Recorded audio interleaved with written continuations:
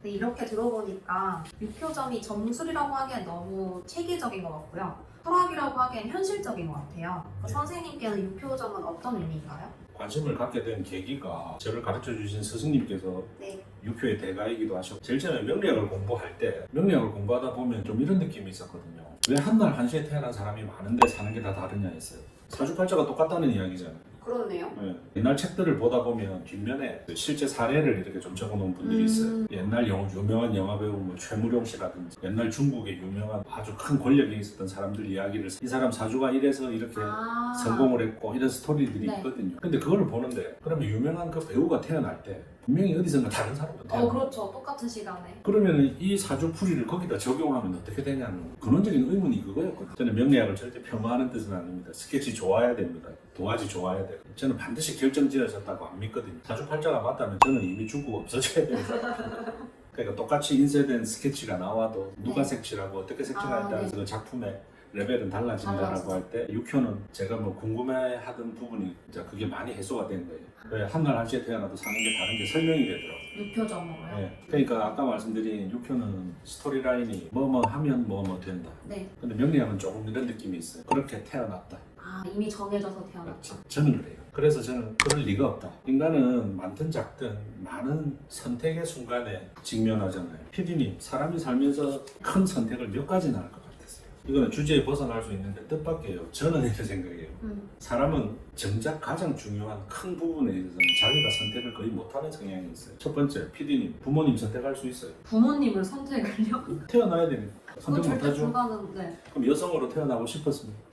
완전 태어나 보니 여성이었어요. 사실은 그런 것들이 많죠. 대학교 본인이 선택하신 것 같아요. 전공, 공부 본인이 선택하신 것 같아요. 알게 보면 어릴 때부터 이렇게 하라고 네. 너는 이걸 해야 해 하면서 맞아요. 하다 보니 자기의 선택인 줄 착각하고 하는 선택이 많죠. 결혼은요? 결혼은 선택이지 않을까요? 알게 보면 조금 따져서 할걸요. 맞네. 순수한데 마음이 움직이는 선택을 하는 경우는 극히 드물어요. 아. 만약에 세월이 지나서 결혼하셨어요. 네. 아들 낳고 싶어요? 딸 낳고 싶어요? 선택의 기회가 왔다라고 하는 것은 중요한 부분이에요. 중요한 부분. 실제로 인간이 선택할 수 있는 거는 내가 내한테 맞는 옷, 뭐 먹을까? 그 정도 사실은 그렇습니다. 아. 알고 보면 아주 좋은 회사, 좋은 직업을 가지는 것 자기가 선택한 것 같죠. 물론 그런 분도 계시겠죠. 그러나 대부분은 알게 모르게 자기가 선택 안 한 경우들이 훨씬 많아요. 근데 진심으로 자기가 자기의 삶을 선택할 때는 나 스스로의 선택에 오롯이 책임지고 그 결과가 좋으면 누리면 되고 결과가 나쁘면 그러면 일정 기간 감당하면 돼요. 근데 때로는 감당하면서 더 배우고 느끼는 게 많기도 해요. 그쵸. 과정에 있어서. 예. 육효점을 보는 타이밍이 중요한가요? 때와 장소에 관한 질문이시라면 네. 때는 상관이 없습니다. 때는 상관이 네, 없고요. 심지어 장소도 상관없습니다. 그런데 이런 건 있죠. 주변이 막 난장판이다. 아무래도 그런 곳에서는 마음도 흐트러지고 정신도 산만하게 돼 있어요. 그럼 예를 들어 볼게요. 어디 주변 환경이 정리정돈되지 않은 곳에서 근무하시는 분들도 있을 수 있잖아요. 그렇죠. 그러면 적어도 내 팔 뻗어서 안에는 제대로 각을 맞춰서 줄 좀 세우시고 네. 그 줄을 세우면서 마음 가라앉히시고 가려지고. 네.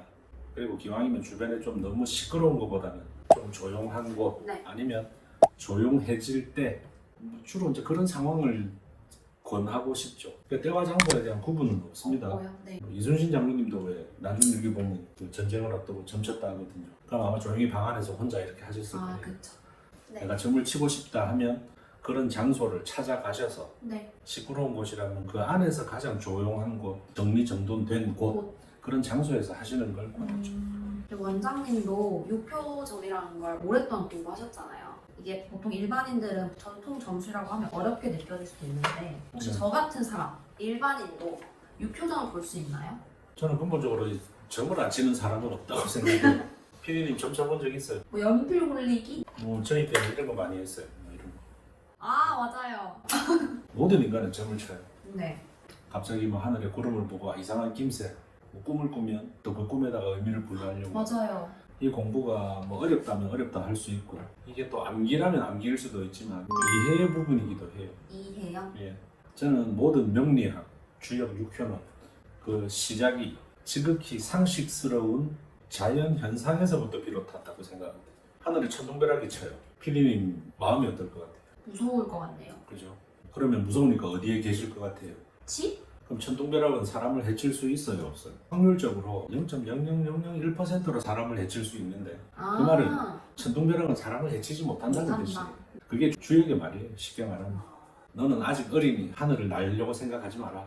조금 더 있다 날아라. 뭐 이런 것들이 너 지금 물에 깊이 빠졌네. 그럼 어떻게 해야 됩니까? 나와야지. 어떻게 나와야 됩니까? 근데 요즘은 수영이 레저의 개념이잖아요. 네. 그러면 4,000년, 5,000년 전의 개념으로 보시면 물에 빠지면 어떻게 돼요? 그러니까 살려면 필사적으로 헤엄쳐야 되는 거예요. 레저의 개념이 아닌 거예요. 아, 예를 들자면 그렇습니다. 그러면 유표점은 운명을 정하는 건가요? 아니면 흐름을 알려주는 걸까요? 근데 운명이라는 단어에 주는 그 단어가 주는 무게감이 있잖아요. 네. 중압감. 네. 제가 예전에 운명이라는 말에 대해서 좀 설명을 드린 적이 있는데 운이라는 글자를 쪼개 보면은 지붕 덮인 차, 수레. 그 앞에 이제 책받침이라고 하고 뚜껑 덮인 수레니까 요즘 말로 치면 자동차. 자동차. 옛날로 치면 수레. 네. 근데 이 앞에 이 글자가 뭐냐면은 가다 서다 가다 서다 한다 이 말이에요. 가다 서다 한다 하면은 스피드가 어떨 것 같아요?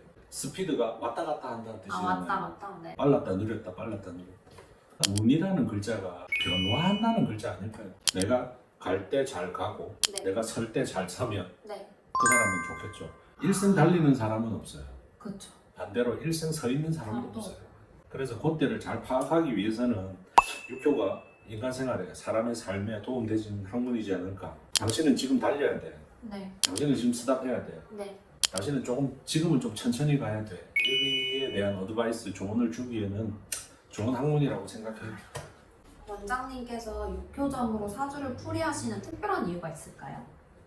명리학에 대한 공부가 완성도가 깊지 못하다 보니 갈증이 있었고 그 네. 갈증을 해소하는 것에 있어서 육효를 공부하니까 서로 보완이 되는 네. 부분이 있어서 그래서 더 관심 있게 공부해봤고 네. 그래서 지금은 그 손님을 어떤 판단할 때 기본 성정, 네. 소질 이런 것들을 판단할 때는 명리학을 쓰고 이분이 지금 당장 무엇을 할 때는 육효를 쓰죠.